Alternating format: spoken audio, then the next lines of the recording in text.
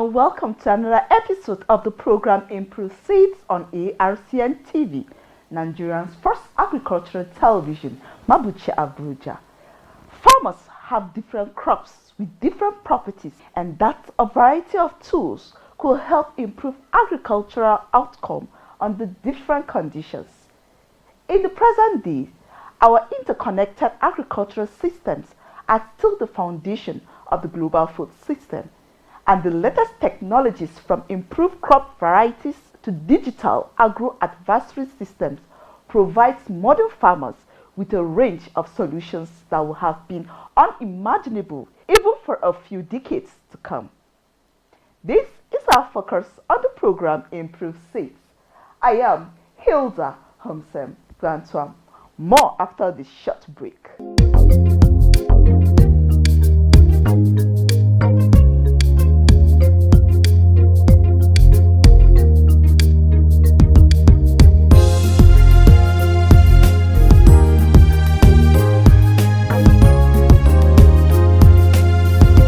Foresight can come naturally to all of us as we think how to prepare for the next farming season.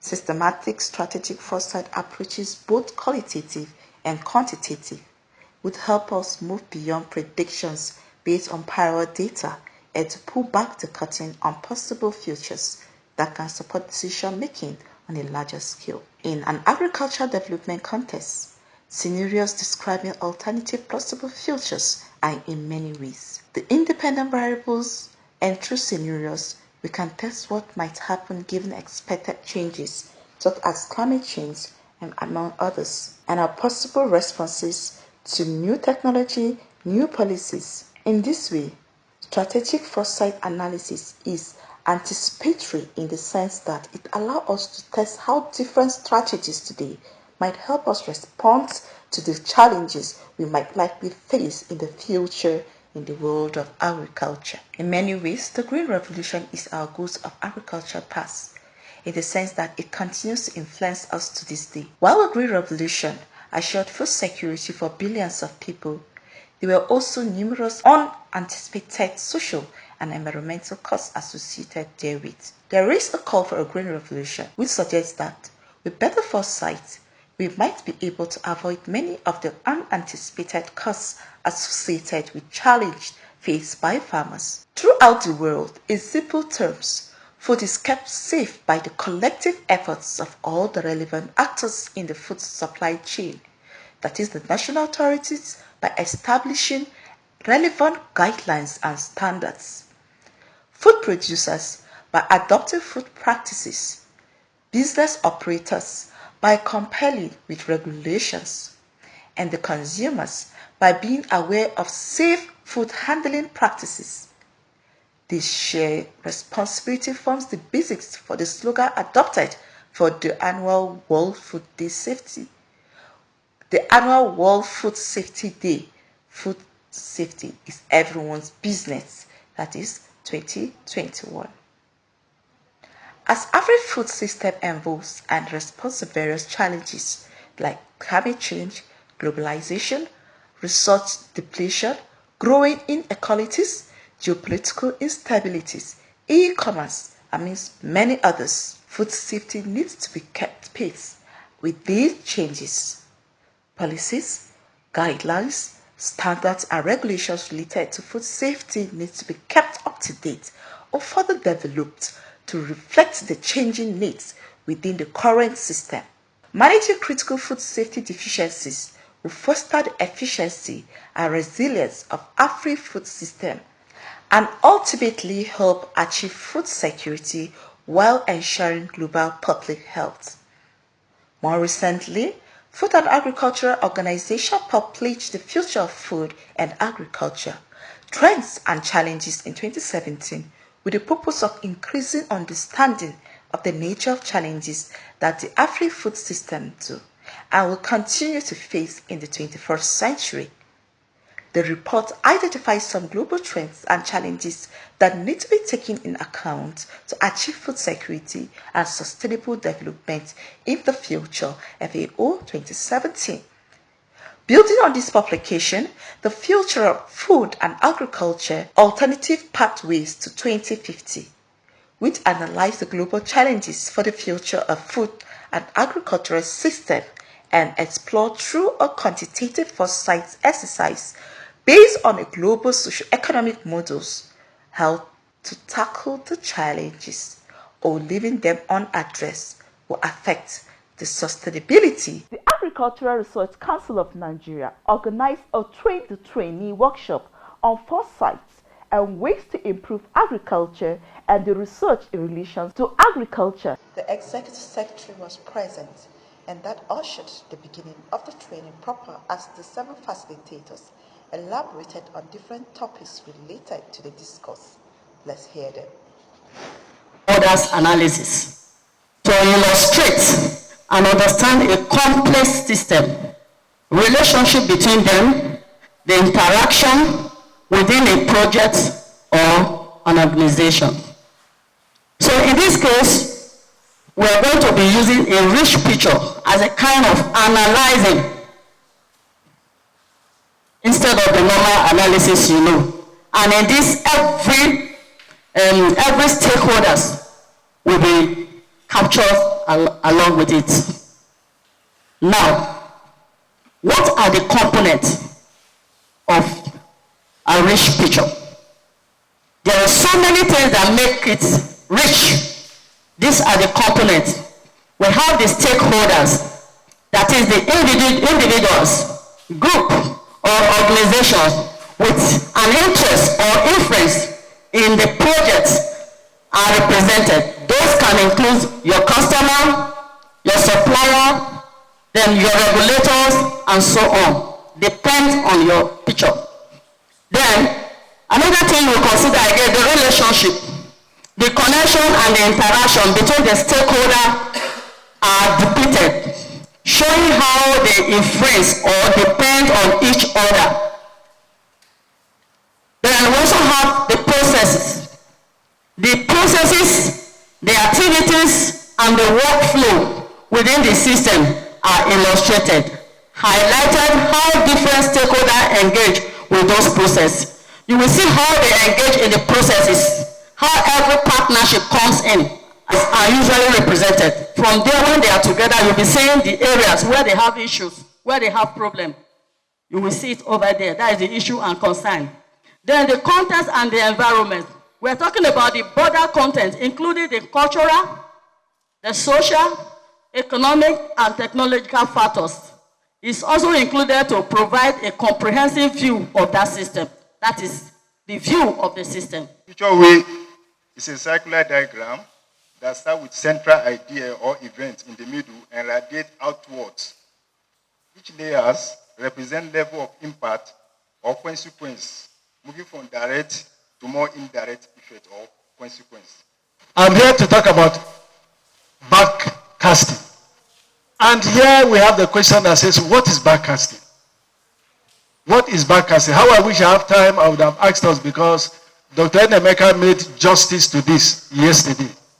Backcasting. Here we say backcasting is a planning method used in future study to identify and achieve desired future outcomes by starting with the end goals and working backward to the present.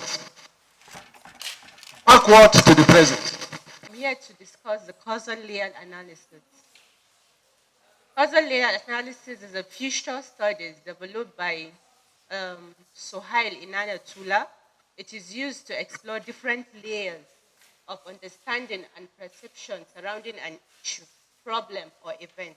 So it can be a current issue or a future event that you want to analyze.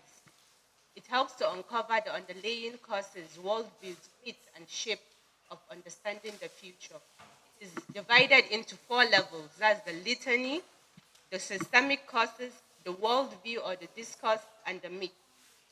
So the litany, it is the superficial layer, and it involves commonly accepted and easily observable aspect of an issue.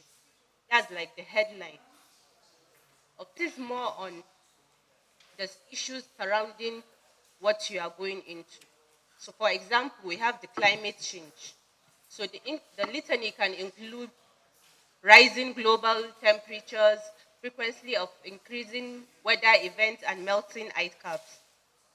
So the systemic causes, this is the level that delves into social, economic, and cultural structures that contribute to the issue.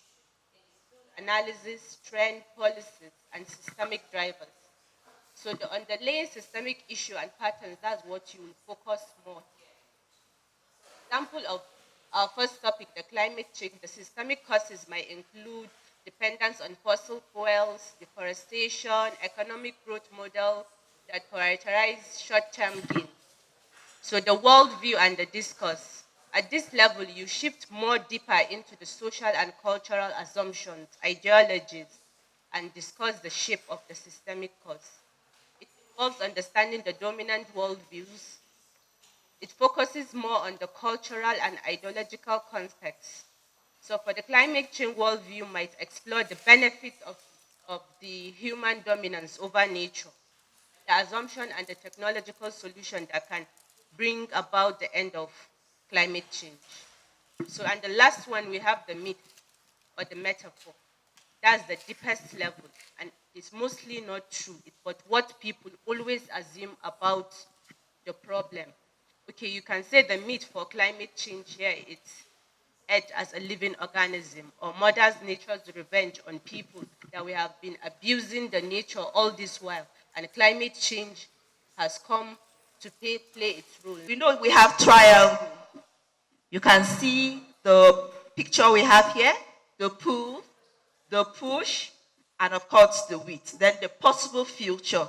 Everything we're doing here, we're talking about ARCN, we're talking about our departments, and we're looking at things and ideas and concepts that is supposed to grow and supposed to develop and supposed to push our ARCN to the next level.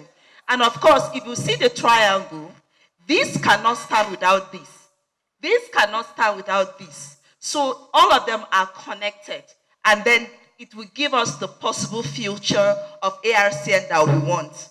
So now when we talk about future triangle, future triangle is a foresight method that is used to identify visible future that is prominent in unpredictable situations. Or is a simple method to map three competing factors.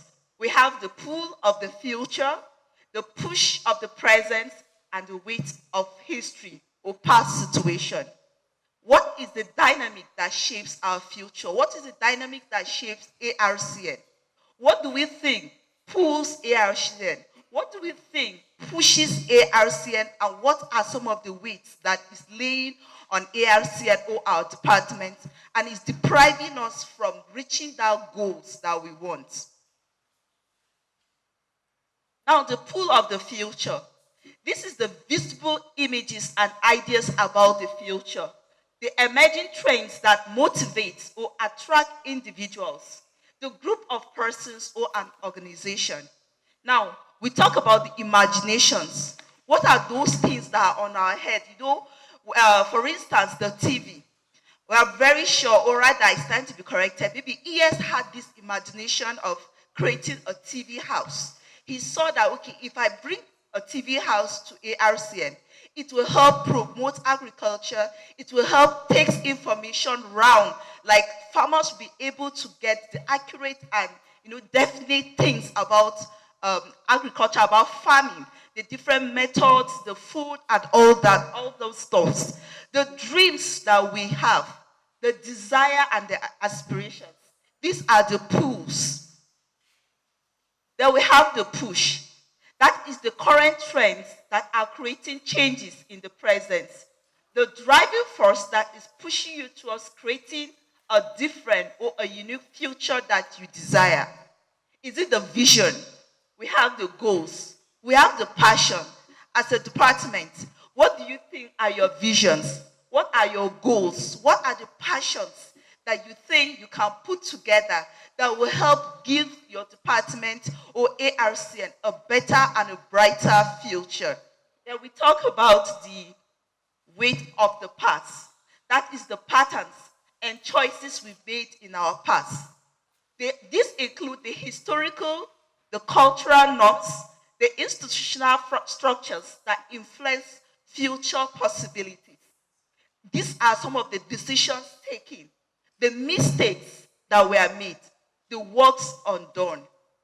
Now, having these three together, what do we now see? What is next? In your department, we have the pulls, we have the push, and we have the weight. And now the importance of future triangle.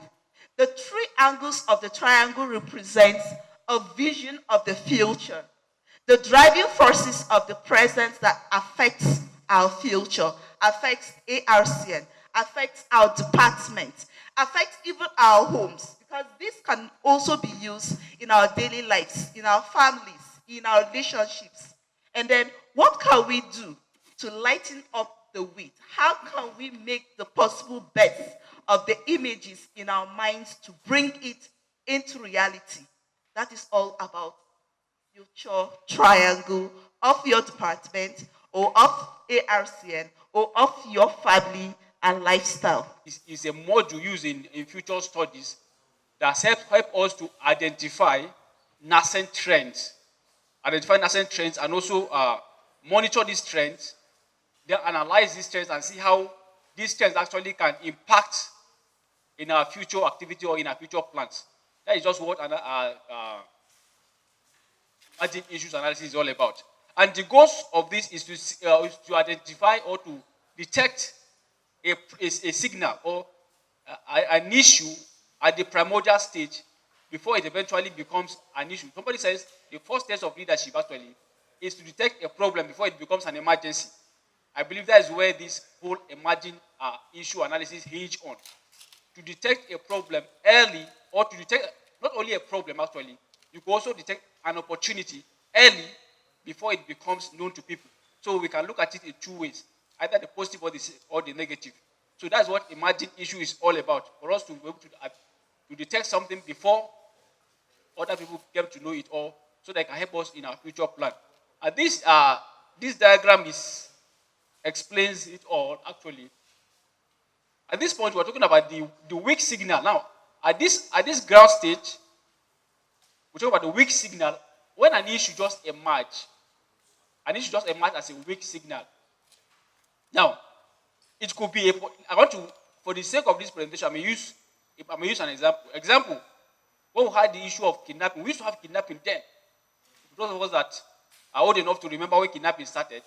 So it was like something that just happened. So we can take kidnapping as an example. It was like a weak something that just popped up in Nigeria. So at that it was like a weak signal, you understand? So but the kidnapping is a negative thing we are looking at actually as an example. Now, at a point, as it begins to emerge, people begin to understand what kidnapping is all about.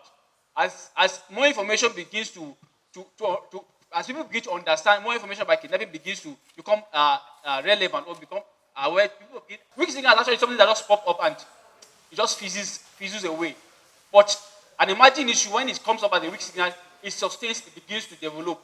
So that is one of the characteristics of an issue that is emerging. It also has a trend. It begins to increase, just like we've seen in the curve. It stabilizes, it begins to trend, it begins to increase.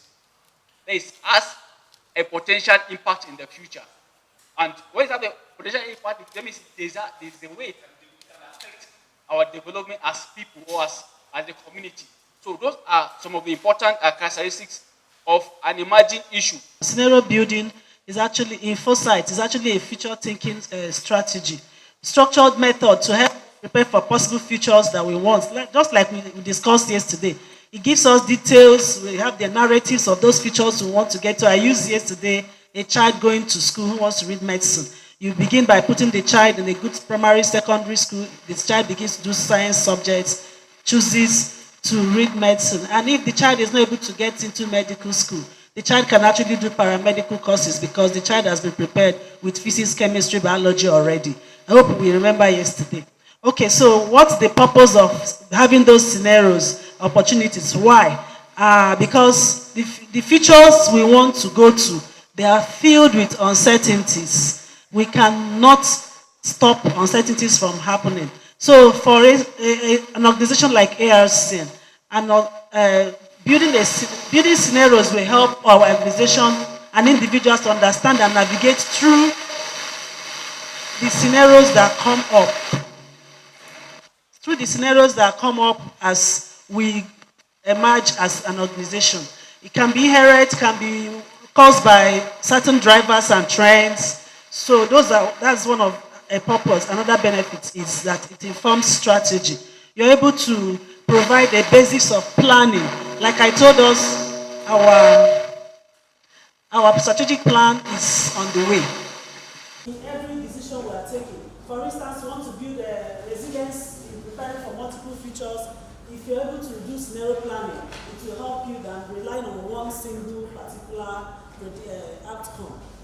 So what are those changes that we see when we go into scenario building? Changes, we begin to see key changes. They can be temporal, they can be phase, small changes, they can be dynamic, fast changes. Once you have your scenario built out, you look at the change that I'm seeing. Is it fast? Is it in phase? Is it dynamic? Is it narrative? Is it coherence or narrative coherence? What do you mean by here? Here, you have a timing for your event, for the feature you want. So you now begin to work on it, see how you can get it or fold on time. If it's fast, then you are having a temporal focus on your focal issue. Remember here, you must have chosen the child who chose to read medicine. Or let's look at the example of Nigerians. Everybody's moving to renewable source of energy. The cost of electricity is becoming very expensive. So people are moving to renewable energy, solar system. So how is the change happening? You know, actually when we heard of solar panels, nobody thought we would need it. People were moving into solar panels in their homes. Then we're not seeing it on zincs. It was even maybe inverter, batteries. So those are small changes, but the scenario is beginning to change. Now people are having you see a new house, you see one solar panel on the roof. People are moving, changing phase development. Then people are moving, having 6 panels. So people are now off the national grid. I hope you know. They're no more. They're not in Nigeria. That's what we mean when we have.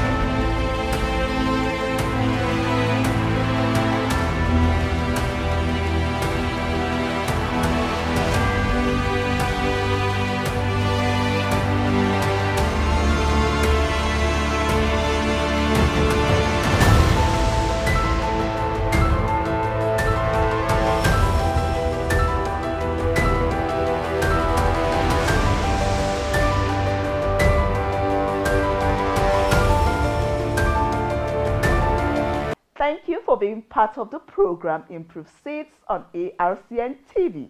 I am Hilda Homsem Frantuam. Keep watching more of our programs. Bye for now.